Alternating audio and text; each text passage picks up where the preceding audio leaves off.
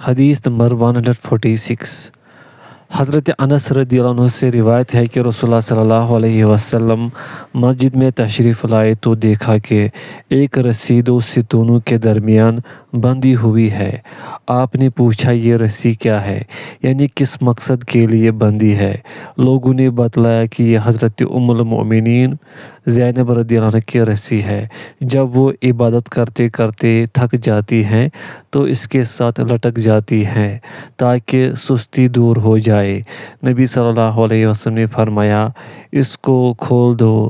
تم میں سے ایک شخص کو چاہیے کہ وہ اس وقت نماز پڑھے جب وہ فرحت و نشاط محسوس کرے، جب سست ہو جائے، تھک جائے تو وہ سو جائے۔ بخاری مسلم۔ فوائد: اس میں بھی بے جا سختی اور اثناء نماز کسی چیز کا سہارا لینے سے روکا گیا ہے۔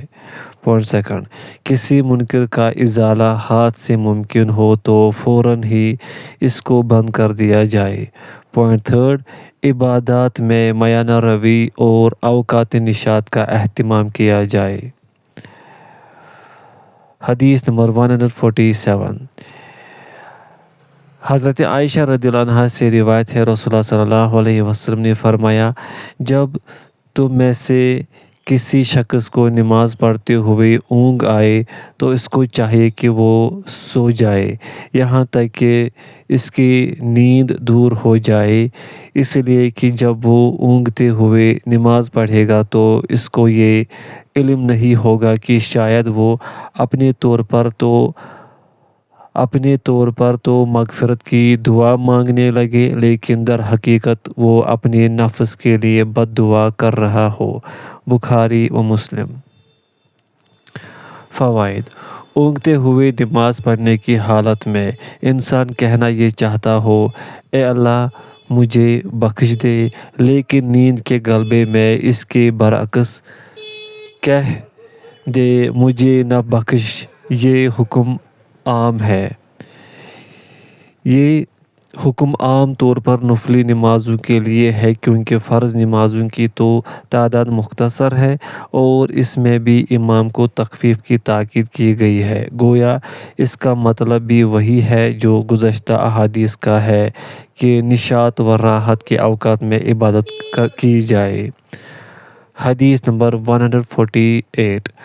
حضرت ابو عبداللہ جابر بن سمرہ رضی اللہ عنہ بیان کرتے ہیں کہ میں نبی صلی اللہ علیہ وسلم کے ساتھ آپ کی اقتداء میں نمازیں پڑھتا تھا، پس آپ کی نماز بھی درمیانی ہوتی تھی اور آپ کا خطبہ بھی درمیانہ۔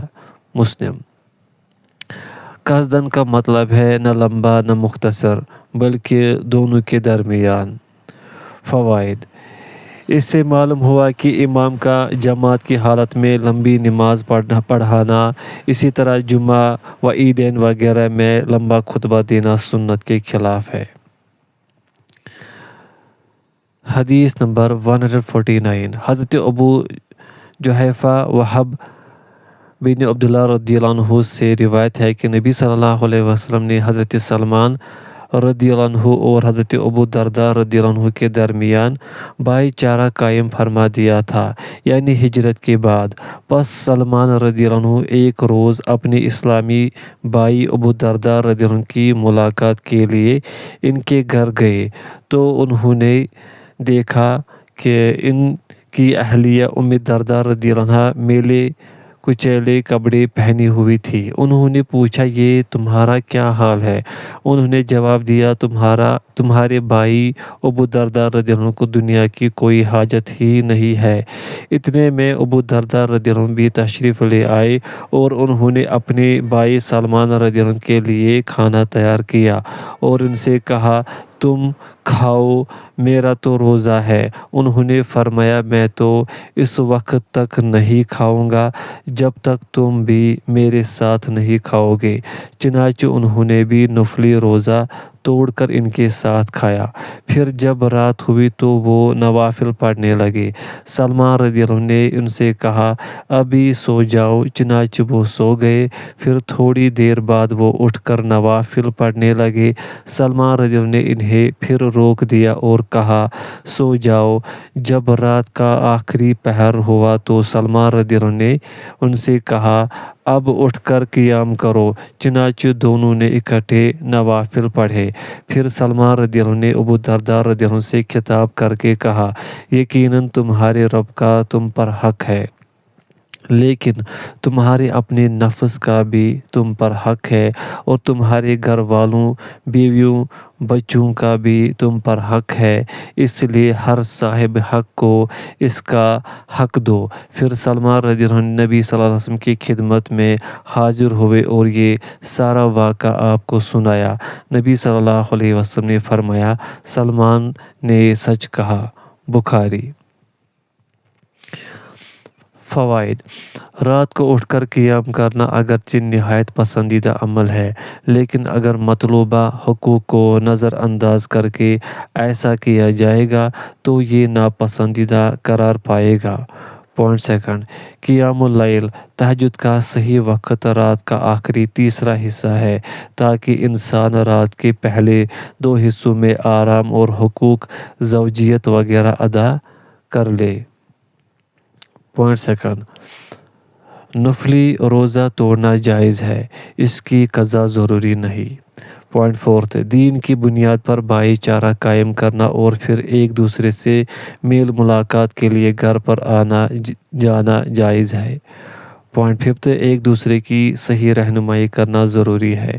پوائنٹ سکستھ، بوقت ضرورت اجنبی عورت سے بات کرنا جائز ہے۔ حدیث نمبر 150، حضرت ابو محمد عبداللہ بن عمرو بن عاص رضی اللہ عنہما سے روایت ہے، نبی صلی اللہ علیہ وسلم کو میری بابت بتلایا گیا کہ میں کہتا ہوں کہ اللہ کی قسم میں دن کو روزہ رکھوں گا اور جب تک زندہ رہوں گا رات کو قیام کروں گا۔ رسول اللہ صلی اللہ علیہ وسلم نے مجھ سے فرمایا تم نے یہ باتیں کی ہیں؟ میں نے آپ صلی اللہ علیہ وسلم سے کہا میرے ماں باپ آپ پر قربان ہو، یقیناً یہ باتیں میں نے کی ہیں۔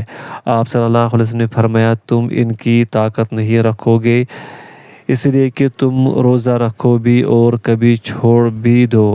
اسی طرح رات کا کچھ حصہ سو جاؤ اور کچھ حصہ قیام کرو، اور مہینے میں 3 روزے رکھ لیا کرو، اس لیے کہ ہر نیکی کا اجر 10 گنا ہے۔ تمہارا یہ عمل ہمیشہ روزہ رکھنے کی مثل ہو جائے گا۔ میں نے کہا میں اس سے زیادہ کرنے کی طاقت رکھتا ہوں۔ آپ نے فرمایا تم 1 دن روزہ رکھا کرو اور 2 دن روزے کا ناغہ کیا کرو۔ میں نے کہا میں اس سے زیادہ کی طاقت رکھتا ہوں۔ آپ نے فرمایا 1 دن روزہ رکھو، 1 دن چھوڑ دو۔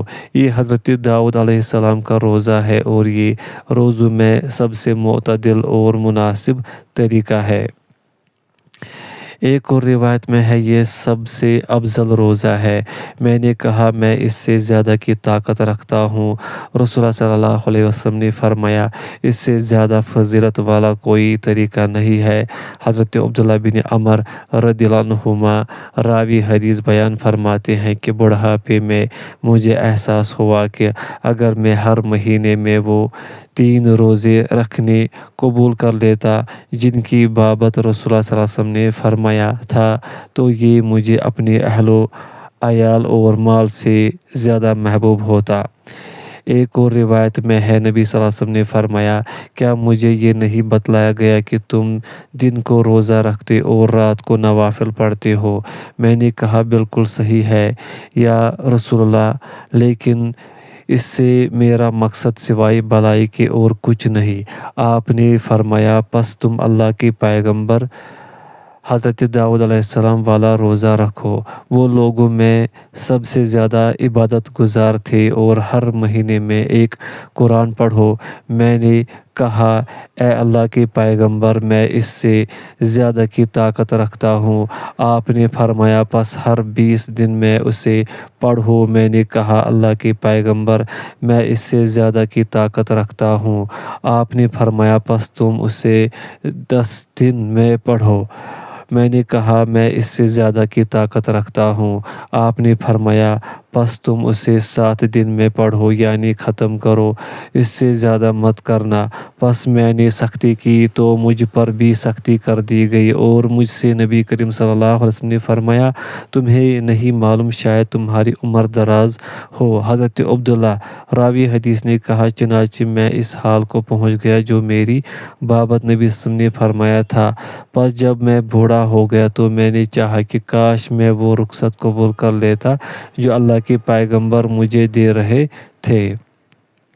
اور ایک اور روایت میں ہے آپ صلی اللہ علیہ وسلم نے فرمایا اور تمہاری اولاد کا بھی تم پر حق ہے۔ ایک اور روایت میں ہے آپ صلی اللہ علیہ وسلم نے فرمایا اس کا روزہ نہیں جس نے ہمیشہ روزہ رکھا۔ 3 مرتبہ آپ نے یہ فرمایا۔ ایک اور روایت میں ہے اللہ تعالیٰ کو سب سے زیادہ محبوب روزہ حضرت داؤد علیہ السلام کا روزہ ہے اور سب سے زیادہ محبوب نماز اللہ کے نزدیک داؤد علیہ السلام کی نماز ہے۔ وہ آدھی رات سوتے اور اس کا تیسرا حصہ نماز پڑھتے اور پھر اس کے چھٹے حصے میں آرام فرماتے، اور وہ ایک دن روزہ رکھتے اور ایک دن روزہ نہ رکھتے، اور جب دشمن سے ان کی مڑ بھیڑ ہوتی تو بھاگتے نہیں تھے۔ ایک اور روایت میں ہے حضرت عبداللہ بن عمر رضی اللہ عنہما فرماتے ہیں میرے باپ نے میرا نکاح ایک خاندانی عورت سے کرا دیا۔ وہ اپنی بہو کا بہت خیال رکھتے تھے، یعنی اپنے بیٹے کی بیوی کا۔ پس وہ اس سے اس کے خاوند کی بابت پوچھتے تو وہ ان سے کہتی آدمیوں میں سے اچھے آدمی ہیں، انہوں نے کبھی ہمارا بستر نہیں روندا، یعنی میرے ساتھ نہیں لیٹے، اور ہماری پردے والی چیز کو نہیں ٹٹولا، یعنی ہم بستری نہیں کی۔ جب اس طرح کی حالت کو لمبا عرصہ ہو گیا تو انہوں نے اس کا ذکر نبی کریم صلی اللہ علیہ وسلم سے کیا، تو آپ نے میرے والد سے میری بابت کہا کہ اس کو مجھ سے ملاؤ۔ چنانچہ اس کے بعد میں آپ سے ملا تو آپ نے پوچھا تم روزے کیسے رکھتے ہو؟ میں نے کہا روزانہ۔ آپ صلی اللہ علیہ وسلم نے پوچھا تم قرآن کیسے ختم کرتے ہو؟ میں نے کہا ہر رات کو۔ اس کے بعد ان باتوں کا ذکر کیا جو پہلے گزرے، اور عبداللہ بن عمر رضی اللہ عنہما اپنے بعض گھر والوں کو قرآن مجید کا وہ 7واں حصہ سناتے جو وہ رات کو نوافل میں پڑھتے، دن کو اس کا دور فرما لیتے تاکہ رات کو اس کا پڑھنا ان کے لیے آسان ہو جائے، اور جب وہ قوت حاصل کرنا چاہتے تو کچھ دن روزے چھوڑ دیتے اور ان کو گن لیتے اور اتنے روزے بعد میں رکھ لیتے، کیونکہ وہ اس بات کو ناپسند کرتے تھے کہ وہ کوئی ایسی چیز چھوڑ دے جس پر انہوں نے نبی صلی اللہ علیہ وسلم سے جدائی اختیار کی۔ یہ تمام روایات جو ذکر کی گئی ہیں صحیح ہے، ان کا بیشتر حصہ بخاری و مسلم دونوں میں ہے، اور تھوڑا حصہ ایسا ہے جو ان دونوں میں سے کسی ایک میں ہی ہے۔ فوائد: اس میں جہاں صحابہ کرام رضی اللہ عنہم کے زہد و ورع اور شوق عبادت کا بیان ہے، وہیں نبی صلی اللہ علیہ وسلم کی ان تعلیمات و ہدایات کا تذکرہ بھی ہے جن میں اعتدال اور میانہ روی اختیار کرنے اور دین و دنیا دونوں کے تقاضے پورا کرنے کی تلقین ہے۔ پوائنٹ سیکنڈ، صحابیات رضی اللہ عنہ کی عفت اور ان کی شرم و حیا کا بھی ایک نمونہ اس میں ہے کہ وہ اپنے خاوند کی بے رغبتی نہایت خاموشی سے برداشت کرتی رہیں، اور جب ان کے سسر نے ان سے پوچھا تو نہایت مہذب اور کنائے کے انداز میں اس کا اظہار فرمایا۔ حدیث نمبر 151، حضرت ابو ربعی حنظلہ بن ربیع اسیدی رضی اللہ عنہ سے روایت ہے، یہ نبی کریم صلی اللہ علیہ وسلم کی کاتبوں میں سے ایک کاتب تھے۔ یہ بیان فرماتے ہیں کہ مجھے ابو بکر رضی اللہ عنہ ملے، انہوں نے پوچھا حنظلہ کیسے ہو؟ میں نے کہا حنظلہ تو منافق ہو گیا ہے۔ ابو بکر رضی اللہ عنہ نے فرمایا سبحان اللہ، یہ تم کیا کہہ رہے ہو؟ میں نے کہا بات یہ ہے کہ جب ہم رسول اللہ صلی اللہ علیہ وسلم کے پاس ہوتے ہیں، آپ ہمارے سامنے جنت اور دوزخ کا اس طرح تذکرہ فرماتے ہیں گویا کہ ہم آنکھوں سے دیکھ رہے ہیں، لیکن جب ہم رسول اللہ صلی اللہ علیہ وسلم کی مجلس سے نکل آتے ہیں تو بیوی بچوں میں اور دنیا کے کاروبار میں مشغول ہو جاتے ہیں اور بہت سی چیزیں بھول جاتے ہیں۔ ابو بکر رضی اللہ عنہ نے فرمایا اللہ کی قسم، ان جیسی باتوں سے تو ہم بھی دوچار ہوتے ہیں، یعنی اگر یہ نفاق ہے تو ہم بھی اس نفاق میں مبتلا ہے، اور اس اعتبار سے یہ نہایت تشویشناک معاملہ ہے۔ چنانچہ میں اور ابو بکر رضی اللہ عنہ دونوں چلے حتیٰ کہ نبی صلی اللہ علیہ وسلم کی خدمت میں پہنچ گئے۔ پس میں نے کہا اے اللہ کے رسول، حنظلہ تو منافق ہو گیا ہے۔ رسول اللہ صلی اللہ علیہ وسلم نے فرمایا یہ کیسے؟ میں نے کہا یا رسول اللہ، جب ہم آپ کے پاس ہوتے ہیں، آپ ہمارے سامنے جنت اور دوزخ کا تذکرہ فرماتے ہیں تو ایسے معلوم ہوتا ہے کہ گویا ہم آنکھوں سے دیکھ رہے ہیں، پھر جب ہم آپ کی مجلس سے نکل آتے ہیں تو بیوی بچوں اور کاروبار میں مشغول ہو جاتے ہیں اور بہت سی باتیں بھول جاتے ہیں۔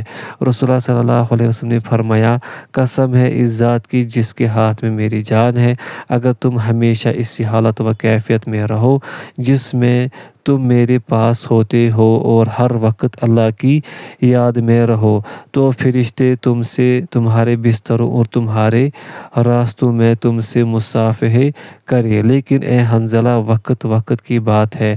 3 مرتبہ آپ نے یہ ارشاد فرمایا، یعنی ہر لمحے انسان کی ایک ہی کیفیت نہیں رہتی بلکہ حالات و ظروف کے اعتبار سے کیفیت بدلتی رہتی ہے۔ مسلم۔ ربعی را کے زیر کے ساتھ، اسیدی حمزہ کے پیش اور سین کے زبر کے ساتھ، اور اس کے بعد یا پر تشدید اور زیر۔ آفسنا عین اور سین بغیر نقطوں کے ساتھ، معنی ہے ہم کاموں میں مصروف ہو جاتے ہیں اور کھیل کود میں ساعات گزر اوقات کے ذرائع مثلاً دستکاری، کھیتی باڑی، تجارت و صنعت اور مال و دولت وغیرہ۔ فوائد: اس میں بھی صحابہ کرام رضی اللہ عنہم کے زہد و ورع اور تقوی کے ذکر کے علاوہ انسانی سرشت کے حوالے سے انسان کی تغیر پذیر حالت و کیفیت کا بیان ہے۔ اس کا تعلق نفاق سے نہیں ہے، دل کی غفلت سے ہے جس کو انسان بدلنے پر تو قادر نہیں ہے، تاہم ذکر الہی کی کثرت سے اس کا ازالہ کر سکتا ہے۔ حدیث نمبر 152۔ حضرت ابن عباس رضی اللہ عنہما سے روایت ہے کہ ایک وقت نبی صلی اللہ علیہ وسلم خطبہ ارشاد فرما رہے تھے کہ اچانک آپ کی نظر ایک دھوپ میں کھڑے ہوئے آدمی پر پڑی۔ آپ نے اس کی بابت پوچھا تو لوگوں نے بتلایا کہ اس کا نام ابو اسرائیل ہے۔ اس نے نظر مانی ہے کہ دھوپ میں کھڑا رہے گا، بیٹھے گا نہیں اور نہ سایہ حاصل کرے گا اور نہ گفتگو کرے گا اور روزہ رکھے گا۔ نبی صلی اللہ علیہ وسلم نے فرمایا اس سے کہو کہ وہ گفتگو کرے، سایہ حاصل کرے اور بیٹھ جائے، البتہ اپنا روزہ پورا کر لے۔ بخاری۔ فوائد: اس سے معلوم ہوا کہ اللہ کا قرب خود ساختہ طریقوں سے نہیں بلکہ قرآن و حدیث کے مطابق عمل اور عبادت کرنے سے حاصل ہوتا ہے۔ پوائنٹ سیکنڈ: ایسی نظر پوری نہیں کرنی چاہیے جس میں معصیت ہو یا جس کا حکم شریعت میں نہ ہو، جس کی بعض مثالیں اس حدیث میں ہیں۔ پوائنٹ تھرڈ: یہ حدیث جمہور علماء کی دلیل ہے جو نظر معصیت کے پورا نہ کرنے پر کفارہ ضروری قرار نہیں دیتے، کیونکہ نبی صلی اللہ علیہ وسلم نے اسے کفارہ ادا کرنے کا حکم نہیں دیا۔ باب نمبر 15: اعمال کی حفاظت کرنے کا بیان۔ اللہ تعالیٰ نے ارشاد فرمایا کیا ایمان والوں کے لیے وقت نہیں آیا کہ ان کے دل اللہ کی یاد کے لیے اور جو حق کی باتیں اتری ہے ان کے لیے جھک جائے اور وہ ان لوگوں کی طرح نہ ہو جائے جن کو ان سے پہلے کتابیں دی گئی، پس ان پر مدت لمبی ہو گئی تو ان کے دل سخت ہو گئے اور اللہ تعالیٰ نے فرمایا اور ہم نے رسولوں کے پیچھے عیسیٰ ابن مریم کو بھیجا اور ہم نے انہیں انجیل دی اور ہم نے ان کے پیروکاروں کے دلوں میں شفقت و رحمت رکھ دی اور دنیا کا ترک کرنا جو انہوں نے گڑھ لیا تھا ہم نے اسے ان پر نہیں لکھا تھا مگر اللہ کی رضامندی تلاش کرنے کو ہم نے ان کے لیے ضروری قرار دیا تھا یا انہوں نے رہبانیت اس غرض سے گڑھی تھی پس انہوں نے اس کا اس طرح خیال نہیں رکھا جس طرح اس کا خیال رکھنے کا حق تھا اور اللہ تعالیٰ نے فرمایا تم اس عورت کی طرح مت ہو جاؤ جس نے نہایت محنت سے کاتے ہوئے سوت کو توڑ کر ٹکڑے ٹکڑے کر دیا اور فرمایا اور اپنے رب کی عبادت کر یہاں تک کہ تجھے موت آ جائے۔ اس موضوع سے متعلق احادیث ملاحظہ ہو۔ حدیث نمبر 153۔ ان میں سے حضرت عائشہ رضی اللہ عنہا ہے جو اس سے ما قبل کے باب 14 میں گزر چکی ہے ملاحظہ ہو۔ اس میں ایک ٹکڑا یہ ہے کہ اللہ کو وہ عمل سب سے زیادہ محبوب ہے جسے اس کا کرنے والا ہمیشہ کرے۔ حدیث نمبر 154۔ حضرت عمر بن خطاب رضی اللہ عنہ سے روایت ہے رسول اللہ صلی اللہ علیہ وسلم نے فرمایا جو شخص اپنے رات کے وظیفے سے یا اس کے کچھ حصے سے سو جائے اور وہ اسے فجر کی نماز سے لے کر ظہر کی نماز کے درمیان پڑھ لے تو اس کے لیے لکھ دیا جاتا ہے گویا اس نے اس رات کو ہی پڑھا ہے۔ مسلم۔ فوائد۔ حزب اصل میں گھاٹ اور پانی لینے کے باری کو کہا جاتا ہے، پھر یہ اس وظیفے کے لیے استعمال کیے جانے لگا جو انسان اپنے طور پر بطور نفلی عبادت کی مقرر کر لیتا ہے، مثلا میں اتنے نوافل یا قرآن کا اتنا حصہ یا فلاں عمل روزانہ کروں گا۔ اس میں اس امر کی ترغیب ہے کہ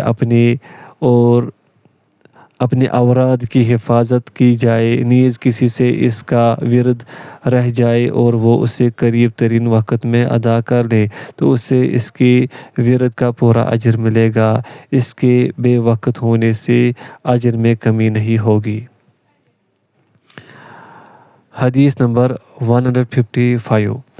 حضرت عبداللہ بن عمرو بن عاص رضی اللہ عنہما بیان کرتے ہیں کہ مجھ سے رسول اللہ صلی اللہ علیہ وسلم نے فرمایا اے عبداللہ تم فلاں شخص کی طرح نہ ہونا، وہ رات کو قیام کرتا، نوافل وغیرہ پڑھتا تھا یعنی طاقت سے زیادہ، پھر اس نے اکتا کر رات کا قیام چھوڑ دیا۔ بخاری و مسلم۔ فوائد۔ حسن اخلاق کا تقاضا ہے کہ جس شخص کے اندر کوئی قابل مذمت چیز ہے تو اس شخص کا نام تو نہ لیا جائے، البتہ اس فعل کا تذکرہ کر دیا جائے تاکہ لوگ اس فعل سے اجتناب کریں۔ دوسری بات اس سے یہ معلوم ہوئی کہ انسان جس عمل خیر کو شروع کرے تو اس پر ہمیشگی کرنا پسندیدہ ہے۔ پوائنٹ 3، نفلی عبادات اور اعمال خیر میں طاقت سے زیادہ بوجھ نہیں ڈالنا چاہیے، اس کا نتیجہ بالعموم یہ ہوتا ہے کہ انسان اکتا کر اسے چھوڑ بیٹھتا ہے۔